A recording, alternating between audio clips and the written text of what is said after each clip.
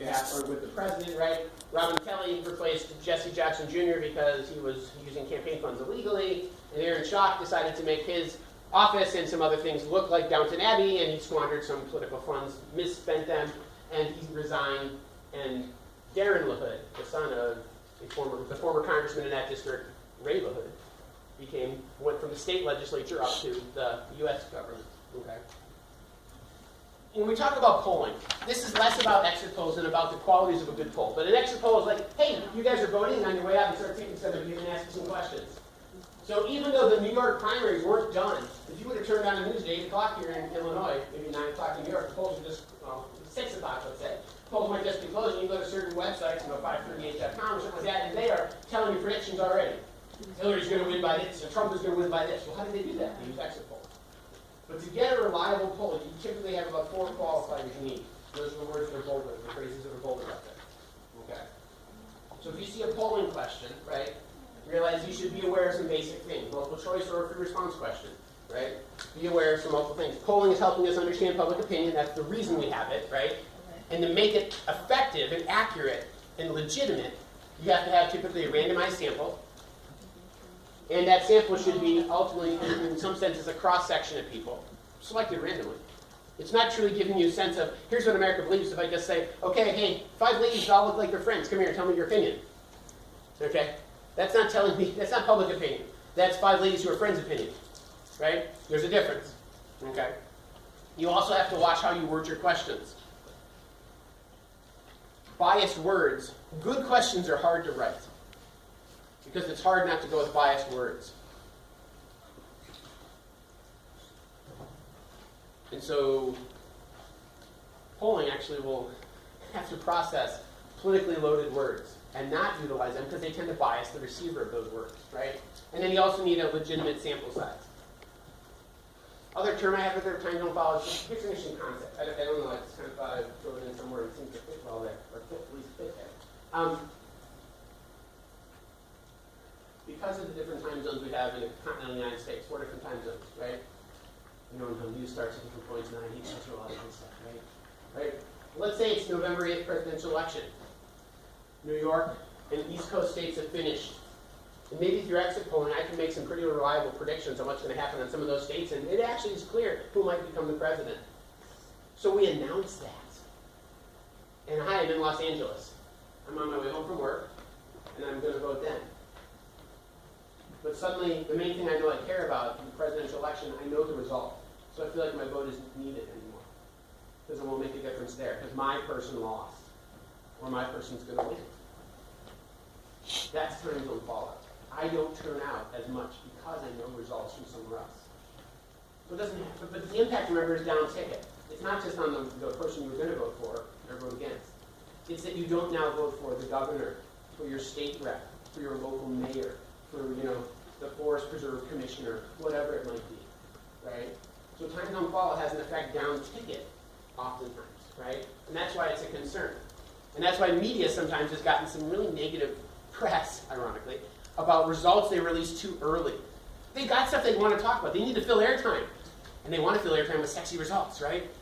Like, we know this, ha ha ha, we said it before somebody else did, ha ha ha, right? The problem is you bias people somewhere else and create sometimes things like time zone fallout.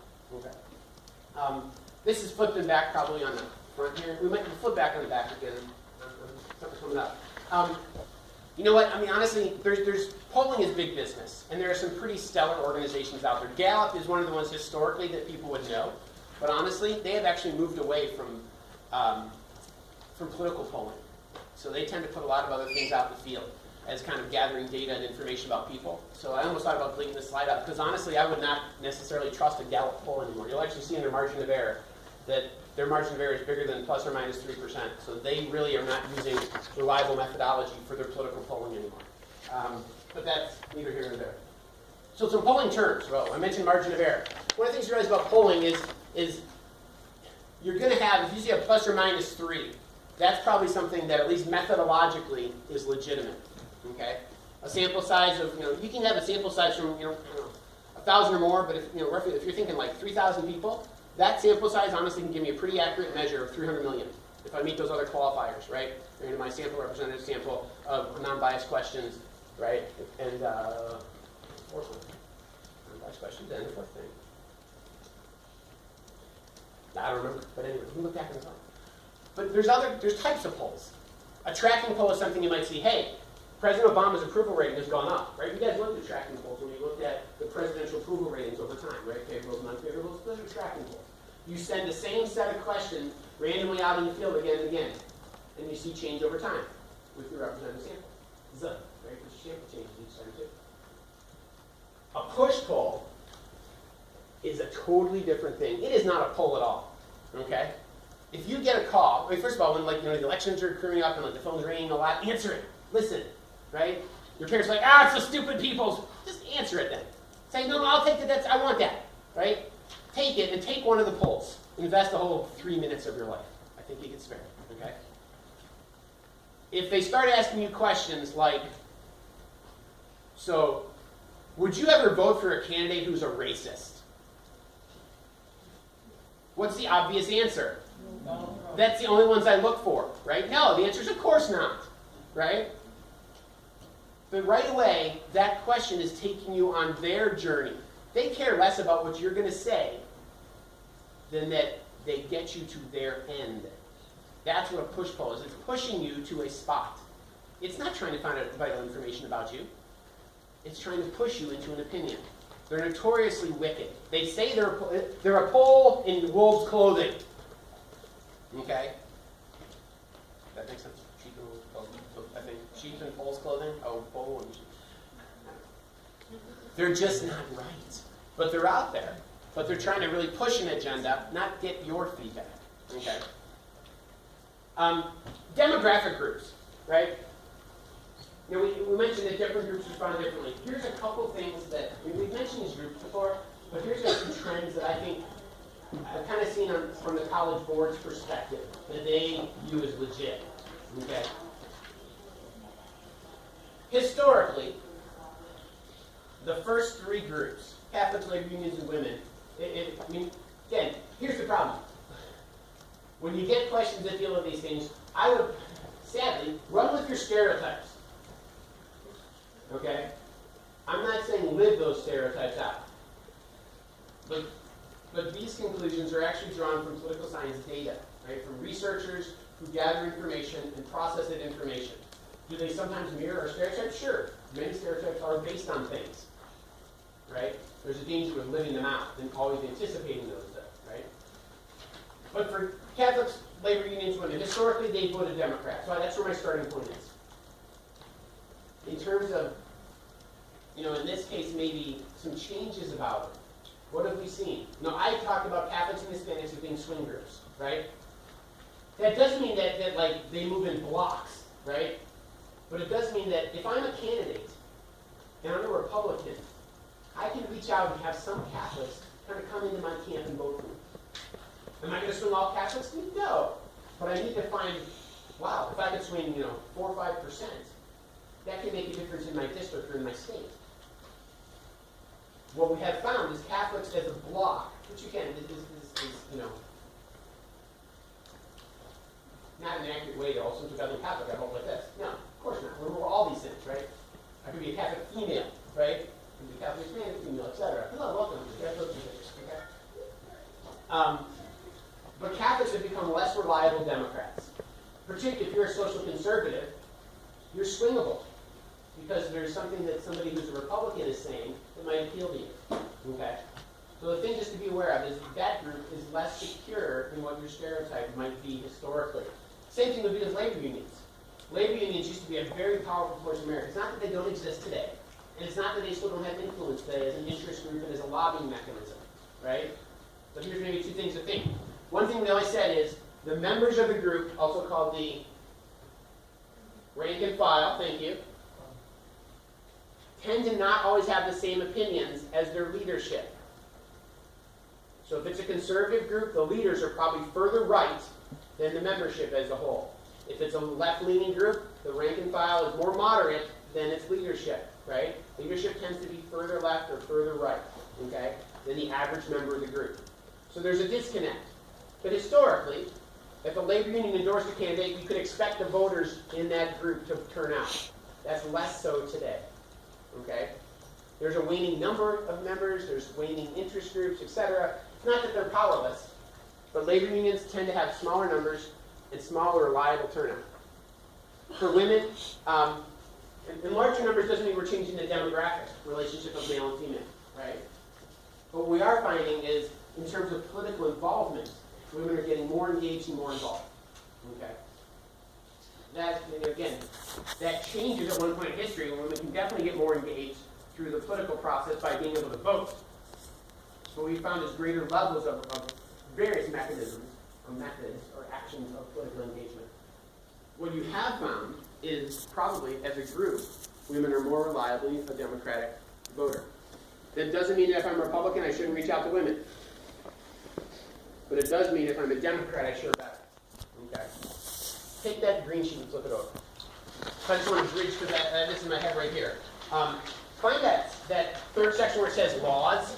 Okay? And part of what I love about this visual is the above and below of the laws box there. Right? And really, the idea of when you think about laws, maybe something to write inside that box is that initially these laws regarding voting were on the state level. Okay? I mean, historically, states ran elections, and they still do, and the laws that those elections were run under were typically related to states. Okay? So, now, we got that. Big picture America, voting. The long-term trend has been that more and more people have been included. It's been a journey of greater inclusion over time. You could put it this way, expanding the franchise, or making it more democratic, right? College Board would love either of those phrases, right? The long-term journey of America is America's become more democratic, particularly in the 20th century. The long-term journey of America is that the franchise, which means the right to vote, the franchise has expanded, okay? Notice what you see here. Restrictive things and expansive things, right? If you look up, I think that's the restrictive ones, right? Is that what I have there? Yeah. Right? The number one restrictive one is what again? To voting. Right? It's registration, right? You can put a number one right there. Okay? We have made registration burdensome in America. You say you want participatory democracy, and yet we put a bird in there, right? That's a restrictive thing. If you actually have to do something to actually get registered to vote, restricts you inherently. Is it forgivable? Yeah, it is. Right? But you have to actually do something about it. Okay? I mean, above that, right? Residency. Every state, remember state law, puts residency restrictions in place. You actually have got to be a resident in the state for a certain number of days. Usually it's 30, but that's up to the state to decide. You need to be able to vote there. I mean, it makes sense in one sense, right? Well, I just moved here today because I thought there was an important election. No, right? That's why residency restrictions are legitimate, but they do restrict, right? They're restricted. Ballot, right? We've talked about, historically, right? Ballots are printed by parties. And so, if you all work for me and I take you to the polling station and I give you the green ballot, awesome, you can only vote for my people, right? It makes my union strong, etc., right? If I see somebody walking around with one of these blue ones or one of these yellow, goldenrod ballots, I'm like, you vote for the goldenrod party? You get your goldenrod bird out here right up above. You don't work in my place anymore, right? And that's how the game would be played. Well, that's restricted, right?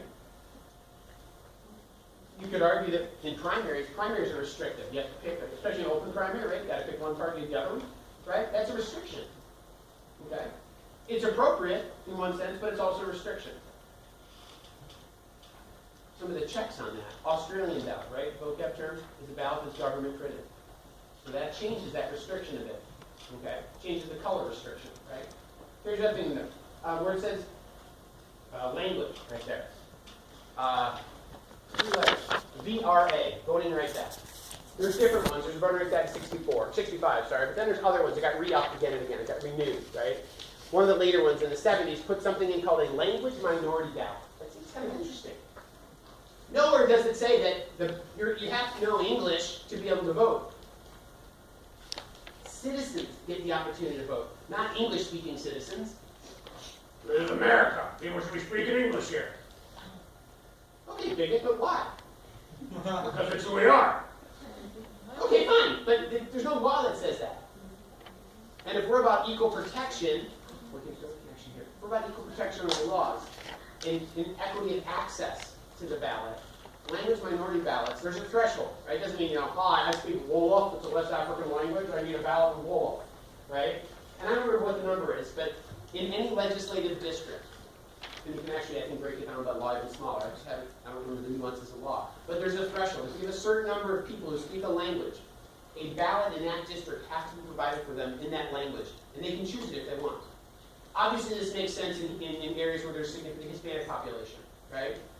But it might make sense in, let's see, Chinatown, in Wentworth down there, just north of Mystic Park, well, whatever it's called, right?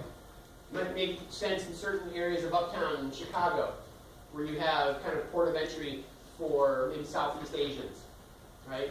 And so maybe there's a big enough of a threshold of Vietnamese language or something like that, that would allow those people to have access to a ballot that they can read in their own language. Right? It's a fundamental issue of fairness. Okay? It's unlikely, again, I don't know what that threshold is, right? But it's unlikely that that is available in neighborhoods, despite the diversity in this room, even, right? So that's something that's been put in legislatively to provide that. So that's how language minority ballot, kind of an interesting thing, but you get some constitutional connection. Let's go down below for that. And look at the expansive ones, right? So just to review, notice, remember I said the big journey is that we've expanded the franchise, right? Well, here's constitutionally some ways how, right? 15th Amendment, 1870, what does that do? Give blacks the right to vote. All right, so African Americans now have the opportunity to vote, right? We're expanding the franchise. 19th Amendment, who gets the right to vote? Women, right? So in 1920, you double the number of people who are eligible to vote in America, right? Double the electorate, right? When we go to the 23rd Amendment, 1961, 2 and 3 in D.C. So the District of Columbia gets 3 electoral college votes. So they're only getting voice as it relates to the president, but they're getting voice as it relates to the president. Otherwise, you've got Americans who can't even have a voice in picking electors for the electoral college. So notice, in that amendment, 23rd Amendment, D.C. gets the same voice as North Dakota, or Wyoming, or South Dakota, or any other state. Is the minimum. To answer her question, for those of you who didn't catch the answer, which she figured out, is every state gets 2 senators and at least 1 representative, so that's where they came up with the number 3. Okay. Puts them on the level of the state. Okay. 24th Amendment. No poll tax. Yeah, no poll tax. So notice what it does here, right? It expands the franchise by saying money is not an issue that would limit somebody's access, right? Poor people should have just as much of a right to their voice and their vote as should somebody who's got $1 billion. Why are they more important? You're both citizens. You're both human beings, I would start there, first of all. Secondly, you're both citizens, right?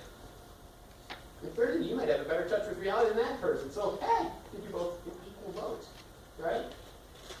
26th Amendment, what do we do there?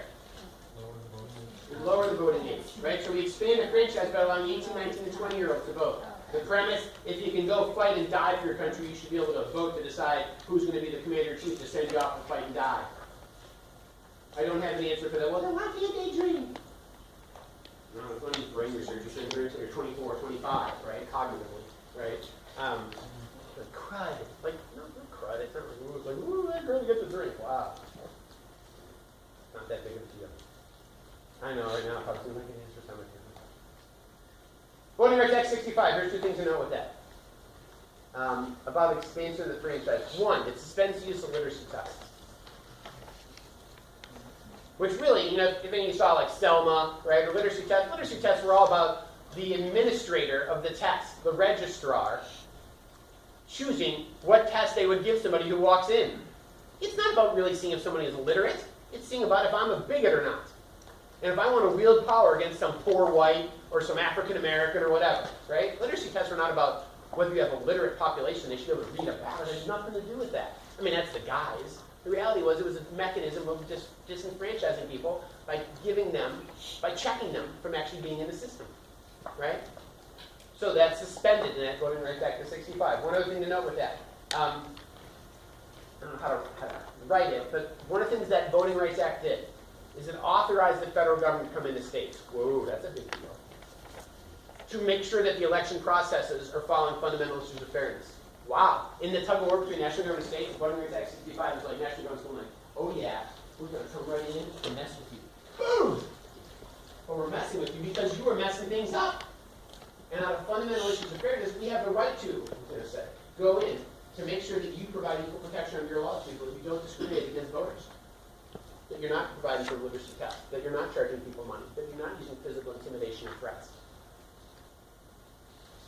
Oh, sorry, them polls closed right now. You have to come back in another hour. Oh, hey, why people come on in? I mean, there's stuff like that done all the time.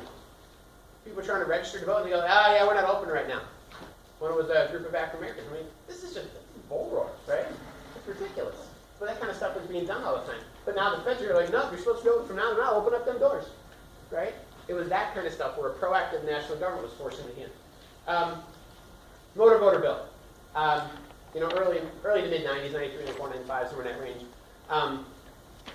If there's a place that's giving, I hit puberty there. If there's a place that was, I'm sorry, how you feeling? Sorry, we've already talked, if there was a place that was handing out federal aid, one of the things it also had to do was to provide people the opportunity to register. So if it's distributing a federal service in the form of a grant, right, it also had to provide that opportunity for someone to be able to register to vote. Motor voter, because the one common place many of us go for that is like the DMV. Okay? That doesn't mean they need to make it easy for you. I wish they did, right? I mean, I would think they should make it personally. At the DMV, when you go through there and you're of age and you're getting that newer license that doesn't say under 21 or whatever it says on the back now, or the colors or the different angle, right? Is that what they do now for you? There's a different angle, right? This way versus that way, right? Or something, right? You want to get that other one? I think personally, that it should be mandated that they would ask you two questions. One, do you want to register to vote at this time? And two, do you want to sign up to be an organ donor? You don't have to say yes to either. You can get those things done there. But do the bureaucrats go out of their way to make it happen? Again, notice hurdle, registration. You got to do something. Government could be on the side of people by saying, we are going to proactively ask everybody who jumps through that line. You can deny it. You don't ever have to take advantage. Rights are yours to choose or to ignore, right? I don't know. Sometimes I talk like I'm a strong government federalist, like I want this.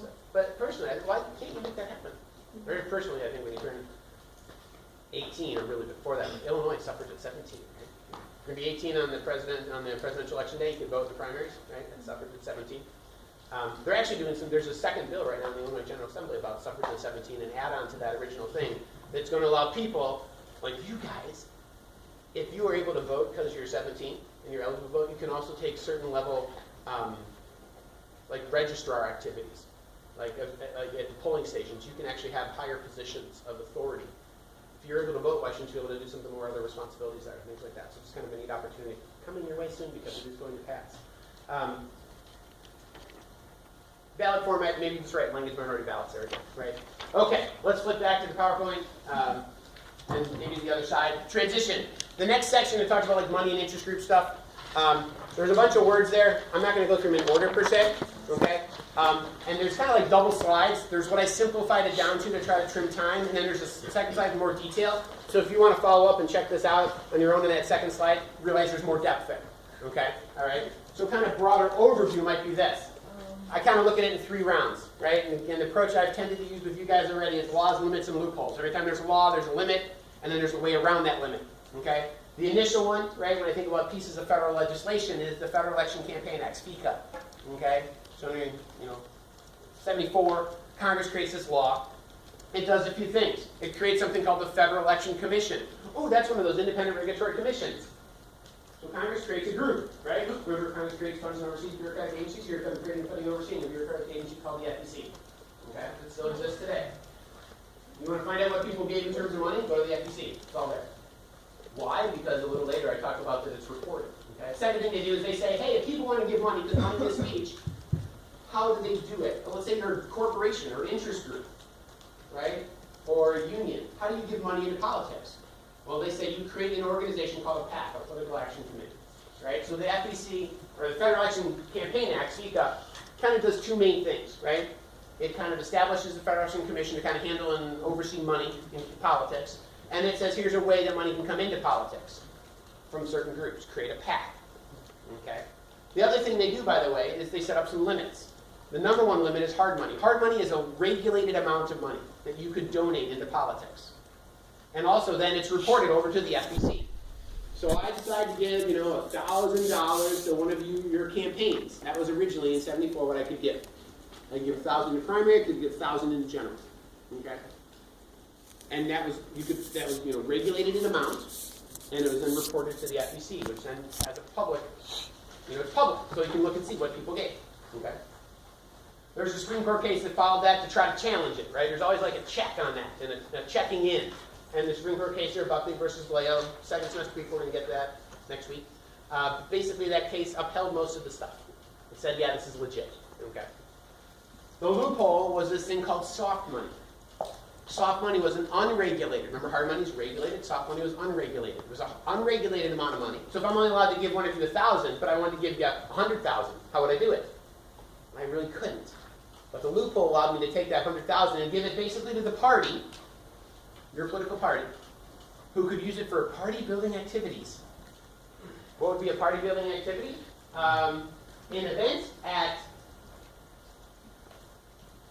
the Morton Arboretum with dinner and drinks. It's an important people. That'd be a party-building activity that would be underwritten by my campaign donation. Allow you to come hobnob with important people and be like suckered in or compelled in or whatever, choosing to come in to vote for that candidate, right? That might be a party-building activity. I mean, it's not giving them a donation, but it allowed them to bring people in that kind of get the experience of how that candidate might be good for them. Okay. All that changes. Here's the more detailed slide you get to another time. Round two. Law limit loophole. The law is called BICRA, Bipartisan Campaign Reform Act of 2002. It was also called McCain-Feingold because John McCain, Republican from Arizona, Russ Feingold, Senator from Wisconsin, who was a Democrat, they teamed up. Bipartisan, right? So it's both parties. They want to be party, bipartisan. Okay. The Bipartisan Campaign Reform Act ends the soft money loophole. So that loophole that was so big you could drive a Brinks truck through it, which is what I once heard it described as, was ended. Yay!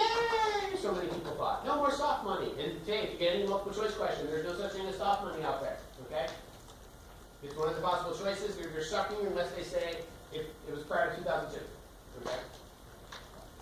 There was a Supreme Court case that tested that and checked it and basically said BICRA was okay. Okay? I don't think McConnell versus FEC will be on your test. But it did have a loophole. It's called a 527. I could form an organization, a 527, where I could advocate on issues with as much money as I wanted. So I'm one of those wealthy people. I want to help you. Anytime I coordinate with you, I fall under hard money limits. The minute I coordinate and want to make a donation, or coordinate and want to run an ad or something like that, hard money limits apply. FECU gets it reported, I'm a regulated amount, all that kind of stuff. How would I get around that? I would create a separate organization called a 527, which, by the way, refers to a section of the tax code. So it doesn't fall under the FEC. It falls under IRS rules. There was the loop around. Okay, so these 527s are organizations that are under different rules. IRS rules, not FEC rules. Okay? And it would kind of allow me, again, to spend unlimited amounts of money, but I could only spend it advocating for issues. I couldn't expressly advocate for, your election or your defeat.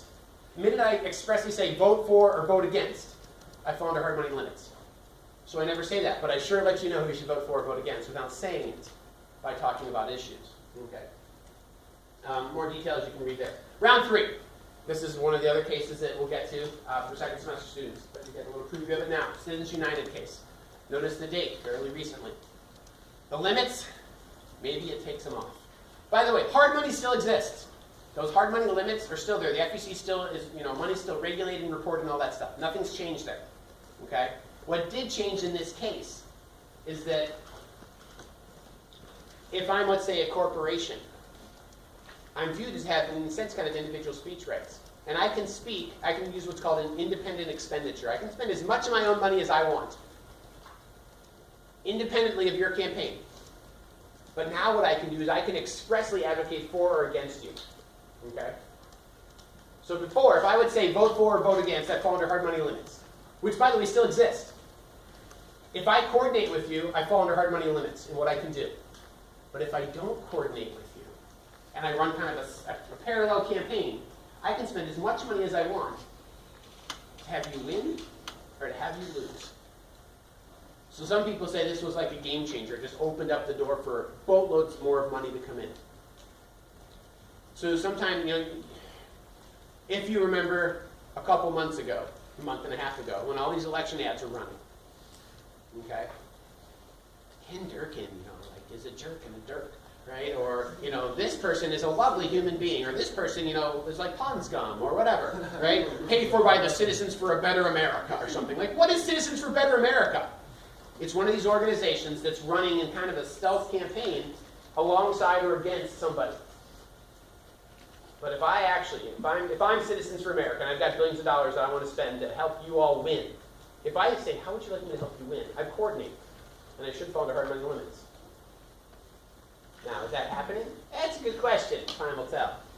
But I'm supposed to be, as long as it's truly an independent expenditure, and we don't coordinate, I can spend as much as I want. That's the game change of campaign finance. All right, let's end with some election stuff. Ooh, 5 minutes, okay. Direct primaries. We talked about primaries and caucuses, right? A lot of the stuff you've seen going on this semester, right? Especially if you're in class now. If you aren't, you hopefully watch some of this stuff happening in the last 7 months. Okay. Sometimes they'll throw in, we've always just said primaries or caucuses. If we throw in direct primary, it's all it means is people vote. Okay. Hey, big picture, long-term trend. Compare 1900 to 2000. In 1900, in states, more people running for offices were chosen by a party caucus. Party elites get together and make a pick. Okay. We choose him. All right. Right? That changes with the progressives, who want to make party less powerful and people more powerful. They want to bring more democracy in the system. So they switch from more caucuses, where the elites choose, to more primaries, where people choose. As much as Donald Trump's saying it's a rigged system, we've shifted to a system where all those people he's duping, encouraging to vote, have access where the elites don't record. He might say the rules are against me, but that's because he's a good whiner. But fundamentally, he knew coming in what the rules were.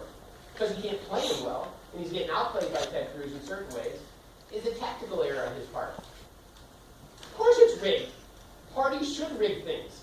They're organizations. They don't want some yahoo coming in from the outside. They didn't rig it enough, probably, right? Which is fine. He has every right to. People vote for him. He has every right to win the nomination of the party. Whether that means the party, self-destruction or whatever, right?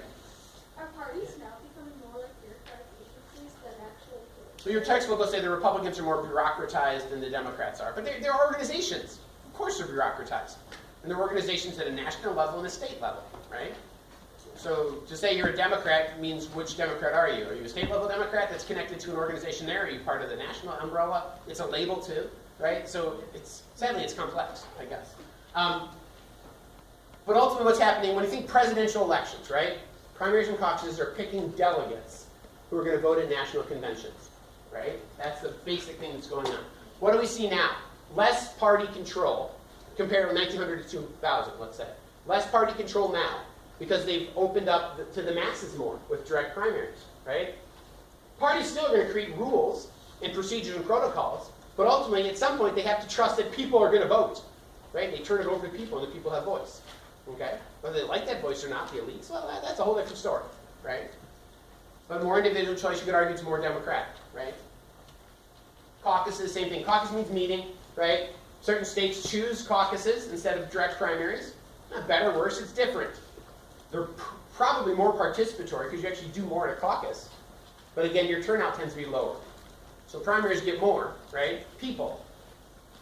So they're more participatory in one level because more people participate. But caucuses, you do more, so they're more participatory in that way. Okay, great for response question, right?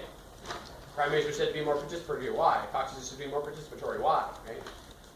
Caucus also means groups, like meetings. Okay. So, for instance, in the House of Representatives in Illinois, the youngest representative is a girl named Avery Bourne. Okay. She was 22 when she took office. Okay. I think she's 23 now. So I was talking with her on the phone. She signed on to her bill. But one of the things I was asking her was, who else would you recommend I contact? She goes, well, you know what? I'm in this caucus. I don't remember what they called it. But basically, I call it the Young Guns Caucus. They're young reps in the Illinois House of Representatives who are all really young people. And what do? They share good bill ideas with one another using like Google Forms, right? Everything. She goes, everything in my office is digitized. We do Google everything, right? She's living what you guys are living this year, right? And that makes sense, right? Some reps, I'm trying to contact them, they're 70 years old, and they don't have a cell phone, they don't have an email address. I'm like, ah! I'll send you a letter, right?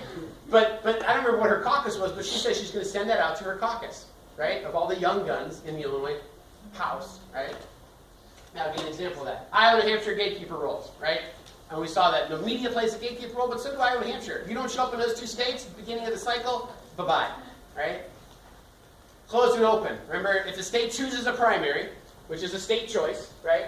If the state chooses a primary, you can make it open, which means, hey, you show up and you get to choose which party's primary you want to vote in, right? You want to invite yourself to the party, which one you want to go to. Closed primary is when you sign up, you say, like, hey, I've invited myself to this one. When you show up and have buyer's remorse, you're like, yep, you only chose Republicans, so you got to pick Republicans, right? So closed is you're only entitled to go the one you registered for. Either, yeah, so these would actually be types of direct primaries. Great question, okay? Thank you. That's a perfect question. I should probably add that word there, okay? And we'll probably end with this. How do you win? Okay? Well, there's strategies. In a primary, remember, Democrats are voting, right? 3 Democrats trying to compete against each other, 3 Republicans trying to compete against each other. If I'm a Republican, I want to move myself to where the most Republicans are. So I tend to tack right. If I'm a Democrat, I tend to tack left in a primary.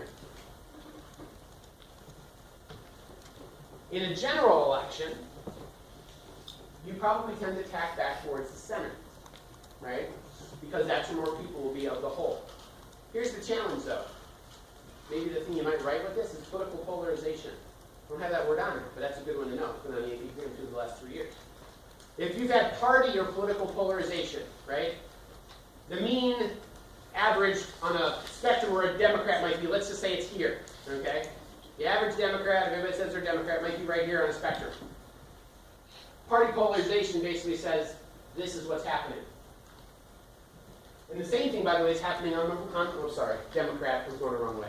My bad, thank you. Right, Democrat be moving this way, okay? The average Republican that's here is moving this way. So what's happening is the polls they're polarizing, right? You get this from science, from chemistry. Science, right? But you get that. Which changes how you win in a general election. I mean, if it was Trump against Sanders, like, wow, would it be fascinating to figure out what does the middle do? Right? If it's Trump versus Clinton, I mean, I don't know where Trump, I don't know where I'd put him on the spectrum. I'm not sure where. I know where I put him, but that's the spectrum. All right. So, final things, right? Dates are determined by the party. Party creates the calendar. Each party creates the calendar that states kind of fall into, right? So when all these parties have had their elections, or these states have had their elections, it's based on the party calendar, okay? Delegates, when they go to the convention, I don't know if we're going to have a brokered convention of Republicans. As a political scientist and watcher of this stuff, I hope so, just because I want to see what happens, right? That's just like, whoo, bring something new into, Oh, yes, we need more crazy. Part of me is like, I kind of want to see it happen, not because I want one way or the other in terms of voting there. I just kind of want to see it happen. But part of why this campaign has taken so long, on both sides, honestly, is what both parties do to allocate delegates. And it's confusing, but the simplest thing is, what the Republicans did 4 years ago is they said, we're going to tend to do more proportional allocation of delegates. 10, right? This varies by states and varies by where it is in the calendar. It's a whole bunch of mess. But fundamentally, it's not winner take all. Whoever gets the most votes gets all the delegates. And that's how Republicans used to do it. So Republicans usually knew who their winner was sooner. That's why, I mean, honestly, look at the races that Trump has won. you really should, if it was the old way, I haven't seen you to run these numbers, but maybe check out like 538.com. But my guess is Trump would have already secured the nomination. Which is going to probably happen anyway, but it's sure taken a lot longer, right? I mean, you got John Kasich hanging on like that fly just won't leave, right?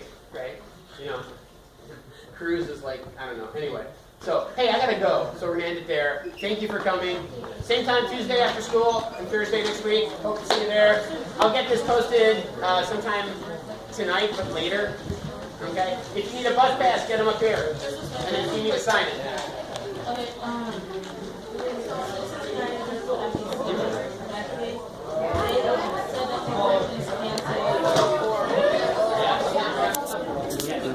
PowerPoints are going to get posted a couple places. First semester people, I will put those back in Canvas in that on the lower review session, like AP review helps section. And second semester people, that's where they'll go as well. Okay, and they usually just say like AP review session 1, review session 2, stuff like that. I wasn't planning to post any of those things that you have in terms of paper. If that would help you, let me know. I guess I can do that or send it to you. I just wasn't planning to post them. Also, the first semester for me who can't access the course, they're also going to be on the link guide, so NCHS site, go to library, go to the guide, find Gov't, and then there you should find a tab or something on the top of it, like review helps or something like that. And manipulate your way through it, you should find them there too. Okay. I need to wrap this up a little sooner than, so yes, thank you for coming to the afternoon. Usually I think it's a better time, honestly, than the morning, because we have a little more time. The trade-off today is that I have a date with Tom Skilling. So my wife knows. Okay, don't read too much into that. But I just texted her saying, "Do you want to?" Because I guess I'm allowed to bring some Mr. B and I, but I think we're also allowed to bring our spouses or somebody else. So if she doesn't go, I think I'm gonna probably figure out somebody else to be my friend, or I just go on my own and I get to twice. I'm not sure which. I don't need that though. So review session number 2. So 4:15, I need to wrap this up so I can kind of get to whatever that place is called, Morton Arboretum, the Ginkgo room or something like that for drinks and appetizers at 4:30. So why should I be late for free food? So exactly, which if you ever get to really know me, it's all about stuff I can get for free. Also, just the side little update for those of you who have any interest in this. The Illinois Global Scholar piece of legislation last Thursday passed through the House. Today, I know that's exciting, and then the Senate took up the House version of the bill, but the Senate bill that we'd already put through moved forward and passed out of the Senate today. 58 of the 59 voted yes. The other person wasn't there. So 58 to nothing, so it's passed 2 houses now. I would think it's the same bill that they can just run it to conference and go, but I don't know. Maybe they still have to run it through either house to get to, and I don't know. But it was great, exciting news, so hopefully that'll be something that might be a reality for you guys if our district will opt in. The governor's supposed to say yes, and all that, but hopefully that's something that benefits in a small, very scary but humbling way that might benefit the students of Illinois. So anyway, I took a good step forward today. Our focus, political beliefs and behaviors. Here's what we're kind of looking at. So we can describe public opinion, money, and campaigns and how they shape election outcomes and kind of the impact they have, and think about just some terms, get them fresh in our head, some connections we can make. Please ask questions on stuff. That's the benefit the afternoon time gets, even with less time. We still have plenty more time right now than the morning would even get. Okay.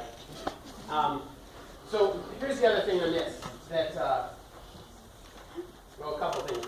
One, probably starting next week, I think we're Tuesday, Thursday, the next couple weeks, okay, through, was Saturday the 10th, or Saturday the 7th, from 5 to 9 is kind of our big Saturday review session. Of course, invited. There is a $5 cover charge for that because we provide cake and dinner and stuff like that.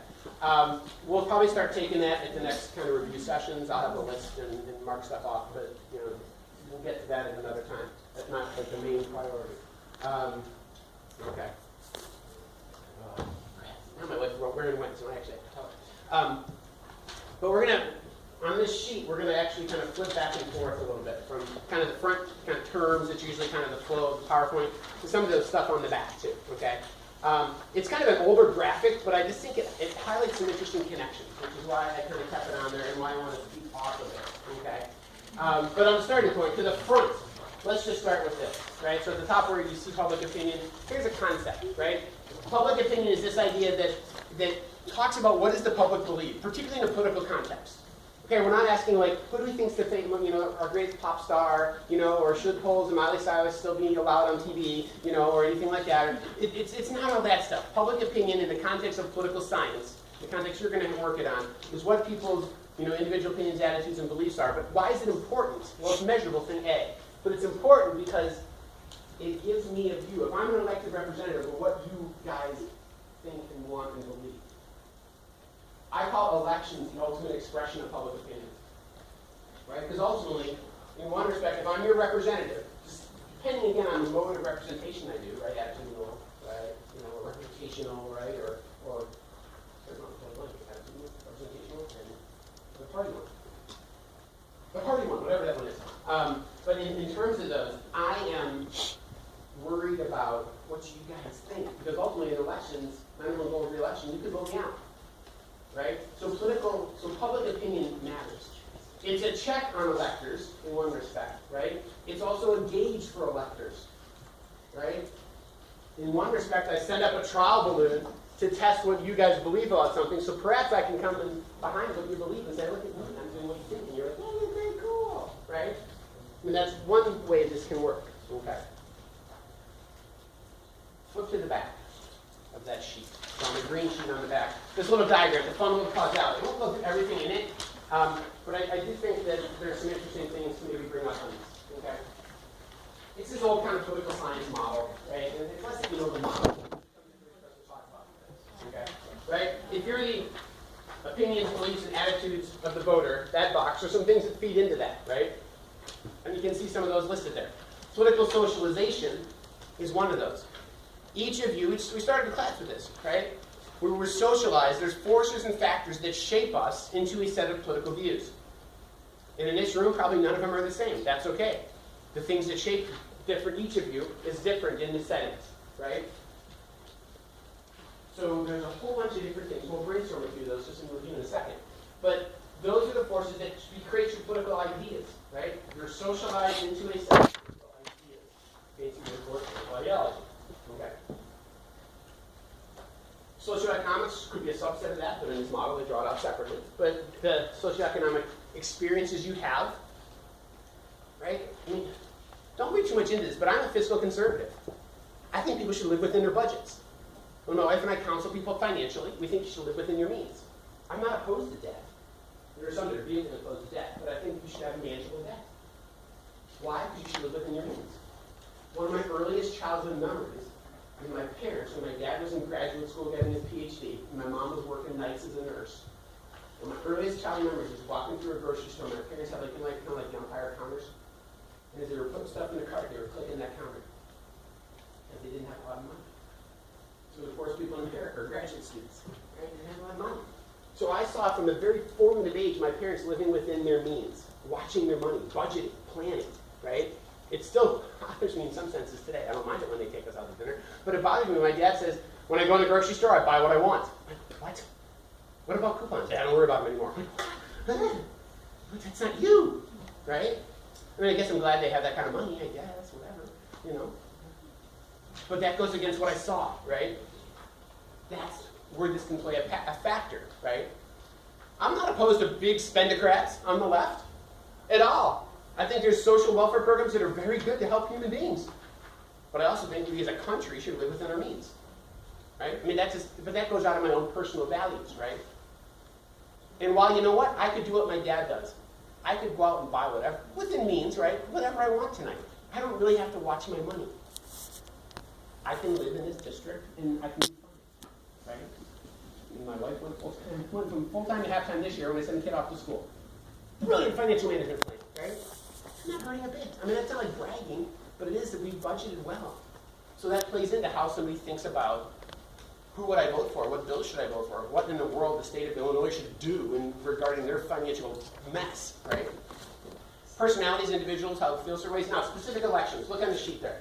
You'll see a couple things listed. That parallels. Oh, sorry. Let's just brainstorm this, by the way. Let's come up with 6 things. What are 6 things that shape us? What are 6 factors that socialize us? 1. Parents. Always the number 1 answer. Parents or family. In the back. Number 2. Friends. Friends. Number 3. School. Right? Social media, most definitely. Location.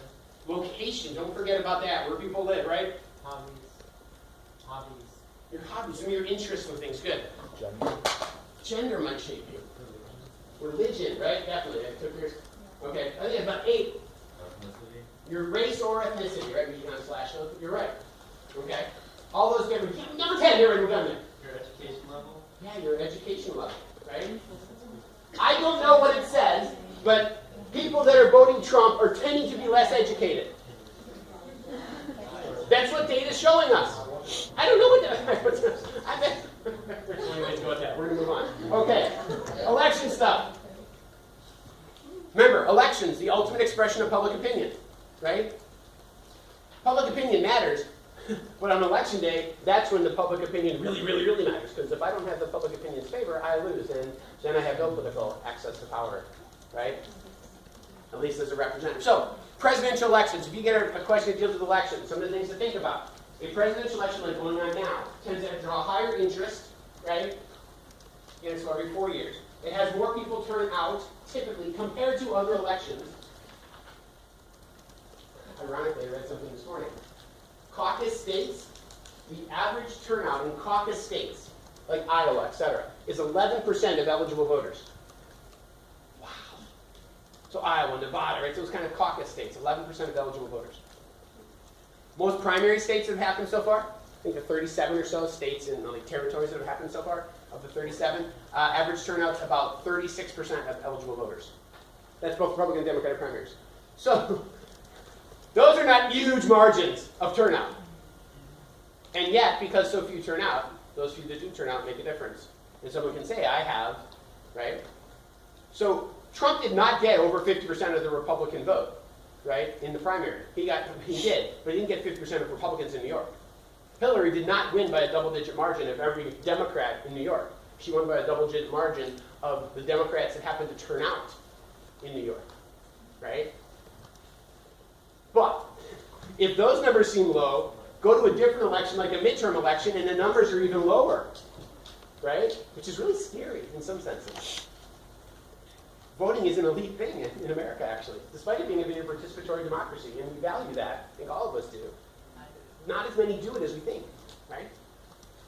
But when you compare, presidential elections and midterms, right? We said we know one clear trend that you should be definitely aware of in a midterm election, right? The party in power in the White House should lose seats in Congress. Remember, every presidential and every midterm election, every 435 members of the House is up for re-election. In each of those 2 elections, there's a third of the senators, right? It's kind of a